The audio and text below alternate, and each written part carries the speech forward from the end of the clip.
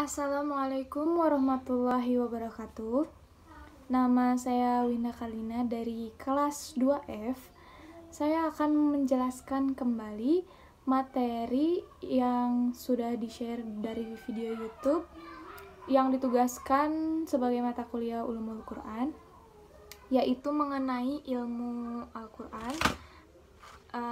Di sini saya akan menjelaskan tentang definisi Al-Quran atau pengertian Al-Quran. Yang pertama yaitu menurut Imam Tabari, dalam kemiskinan inilah kata Al-Quran berasal, yaitu dari kata kerja ko, ro, dan a, yaqra'u qira'ah. Jadi Al-Quran itu artinya membaca bacaan. Kemudian dalam surah Al-Isra ayat 106, Bismillahirrahmanirrahim. Wa Qur'ana faraqnahu litaqra'ahu 'alan nasi 'ala mukhsin wa nazzalnahu tanzila. Yaitu artinya, dan Al-Quran itu telah kami turunkan dengan berangsur-angsur agar kamu membacakannya perlahan-lahan kepada manusia, dan kami menurunkannya bagian demi bagian. Jadi Al-Quran itu diturunkan secara berangsur-angsur, artinya dia tidak diturunkan dalam satu hari satu buku Al-Quran diturunkan, tidak, tetapi dia diturunkan secara berangsur-angsur. Kemudian Al-Quran itu diturunkannya bagian demi bagian, sebagaimana kita ketahui, yaitu Al-Quran yang pertama kali diturunkan yaitu surah Al-Alaq ayat 1-5, di mana suratnya adalah Bismillahirrahmanirrahim. Iqra bismi rabbikal ladzi khalaq, khalaqal insana min 'alaq, Iqra wa rabbukal akram, alladzi 'allama bil qalam. Umat muslim percaya bahwa Al-Quran itu difirmankan langsung oleh Allah Subhanahu wa Ta'ala kepada Nabi kita, Nabi Muhammad SAW, melalui malaikat Jibril, yaitu secara berangsur-angsur selama 22 tahun, 2 bulan, dan 22 hari, atau sekitar 23 tahun. Dimulai sejak tanggal 17 Ramadan, saat Nabi Muhammad berusia 40 tahun hingga Nabi wafat pada usia 63 tahun. Umat muslim sangat menghormati Al-Quran sebagai salah satu mukjizat terbesar Nabi Muhammad. Sebagai salah satu tanda dari kenabian, dan merupakan puncak dari seluruh pesan suci atau wahyu yang diturunkan oleh Allah sejak Nabi Adam dan diakhiri oleh Nabi Muhammad SAW. Kata Quran disebutkan sebanyak 70 kali dalam Al-Quran. Dan dalam Quran surah Al-Qiyamah ayat 17 dan 18, Bismillahirrahmanirrahim. Inna 'alaina jam'ahu wa Qur'anah, fa idza qara'nahu fattabi' Qur'anah. Sesungguhnya kamilah yang berkuasa mengumpulkan Al-Quran itu dalam dadamu dan menetapkan bacaannya pada lidahmu. Oleh karena itu, apabila kami telah menyempurnakan bacaannya kepadamu dengan perantara Jibril, maka bacalah menurut bacaannya itu. Selanjutnya yaitu menurut Imam Syafi'i. Imam Syafi'i berpendapat bahwa Al-Quran bukan merupakan mushtaq atau kata bantuan dari kata apapun itu. Al-Quran merupakan kata khusus yang diberikan oleh Allah. Demikian halnya dengan kata Injil dan Taurat yang juga khusus dipergunakan sebagai nama kitab. Jadi memang sudah tercantum nama Al-Quran, nama Taurat, nama Injil itu sudah dikhususkan sebagai nama-nama kitab yang diturunkan kepada Al-Quran, yaitu Nabi Muhammad, kemudian Injil kepada Nabi Isa, dan Taurat kepada Nabi Musa alaihissalam. Kemudian Al-Quran itu terdiri dari ayat-ayat yang saling membantu dalam pemahaman dan surah yang sebanding dalam keindahan dan prosa. Banyak definisi yang memiliki makna yang sama tetapi berbeda dalam penulisan. Tidak ada perbedaan tentang Al-Quran itu, tetapi hanya bagaimana kita mendefinisikannya. Jadi Al-Quran itu tidak ada perbedaannya, tetapi bagaimana kita mendefinisikannya. Kemudian definisinya itu harus mencakup definisi yang baik, kemudian penting, mengecualikan segala sesuatu yang asing, dan menjadi sesingkat mungkin. Selanjutnya, Al-Quran adalah bahasa Arab atau kalam dari Allah yang Ia ungkapkan kepada Nabi Muhammad SAW dengan kata-kata dan makna yang telah disimpan dalam mushaf atau Al-Quran, dan telah mencapai kita dengan transmisi mutawatir, dan merupakan tantangan bagi kita semua umat manusia untuk menghasilkannya yang serupa. Artinya tantangan bagi kita semua umat manusia untuk menjaga Al-Quran itu supaya tetap utuh dan tetap serupa. Kemudian Al-Quran itu diturunkan oleh Allah kepada Rasulullah Muhammad SAW melalui perantara malaikat Jibril.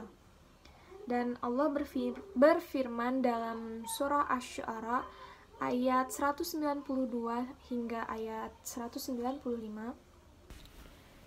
Bismillahirrahmanirrahim. Wa innahu latanzilu rabbil alamin. Nazala bihir ruhul amin ala qalbika litakuna minal munzirin bilisanin arabiyyin mubin. Artinya yaitu, dan sesungguhnya Al-Quran ini benar-benar diturunkan oleh Tuhan semesta alam.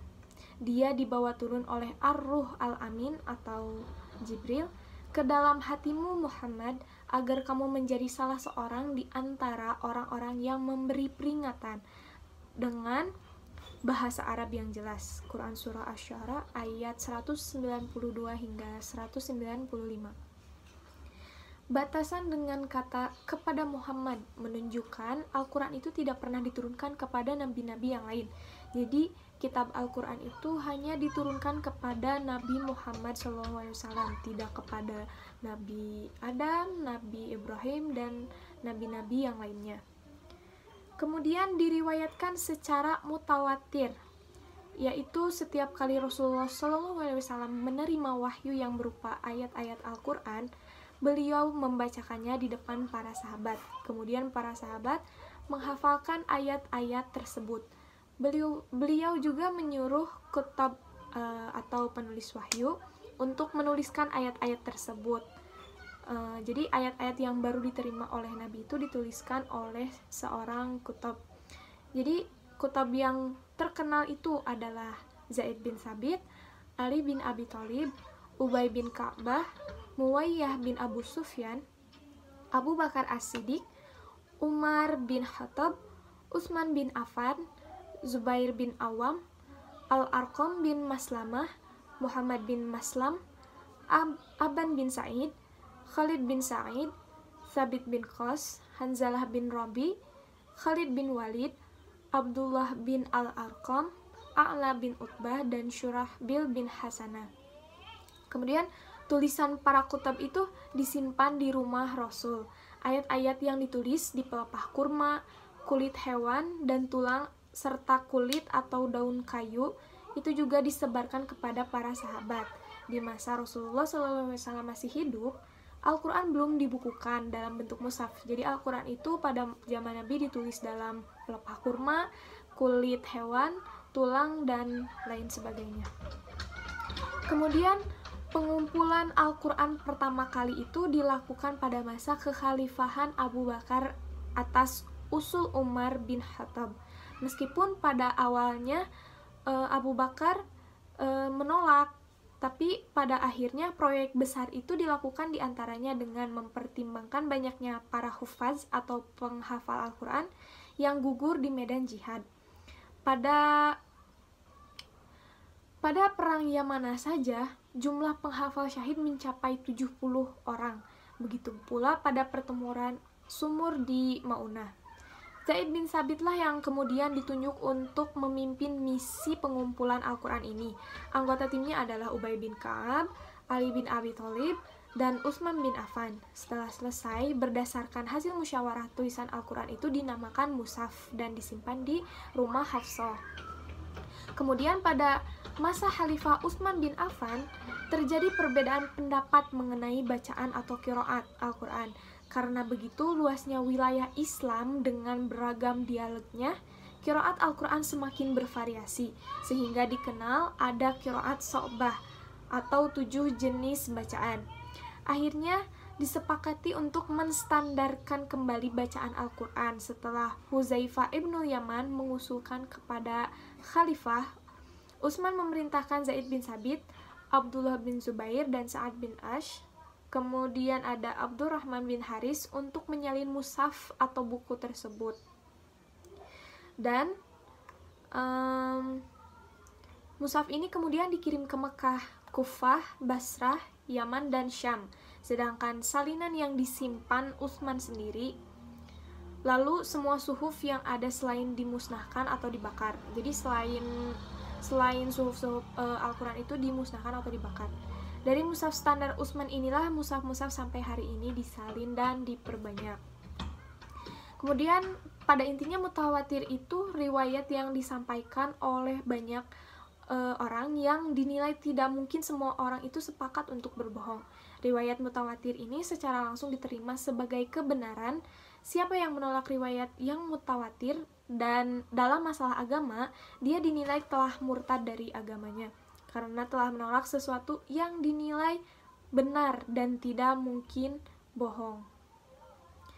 Kemudian dalam Quran surah Yusuf ayat 2, Bismillahirrahmanirrahim. Inna anzalnahu Qur'anan Arabiyyan la'allakum ta'qilun. Artinya, sesungguhnya kami menurunkan berupa Al-Quran dengan berbahasa Arab agar kamu memahaminya. Ketika Al-Quran diterjemahkan dalam bahasa lain, apapun itu, masih tidak dapat dianggap sebagai Al-Quran. Inilah sebabnya para cendekiawan itu sepakat untuk tidak menerima terjemahan Al-Quran secara verbal.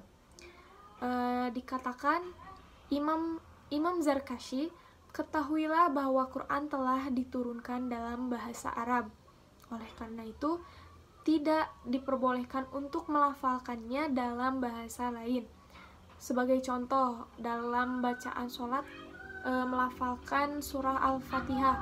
Kita tidak bisa melafalkan surah Al-Fatihah menggunakan bahasa Sunda, bahasa Jawa, dan sebagainya karena tidak diperbolehkan untuk melafalkannya dalam bahasa lain, yaitu selain bahasa Arab. Kemudian ada beberapa ulama itu berbeda pendapat, seperti Al-Qasim Ibnu Salam mengatakan, pendapat yang benar menurut saya adalah keduanya benar. Ini karena asal kata-kata ini asing, seperti kata para ulama. Namun kata-kata ini memasuki bahasa Arab dan diubah menjadi kata-kata Arab, dan surat-surat asing itu ditukar dengan yang Arab sampai mereka menjadi bagian dari bahasa Arab. Jadi sebenarnya di Al-Quran itu ada kata-kata asing, tetapi kata-kata asing itu telah dirubah menjadi bahasa Arab, sehingga kata-kata asing tersebut sudah menjadi bagian bahasa Arab. Kemudian Al-Quran itu diturunkan pada saat ini, dan kata-katanya itu telah bercampur dengan bahasa Arab. Oleh karena itu, dia yang mengatakan bahwa Al-Quran hanya bahasa Arab adalah benar, dan dia yang mengatakan bahwa ada beberapa kata asing juga benar. Kenapa? Karena kata asing tersebut telah dirubah oleh kita ke dalam bahasa Arab. Jadi kata asing tersebut sudah menjadi bagian bahasa Arab. Mungkin penjelasan dari saya cukup sekian. Terima kasih atas perhatiannya. Wassalamualaikum warahmatullahi wabarakatuh.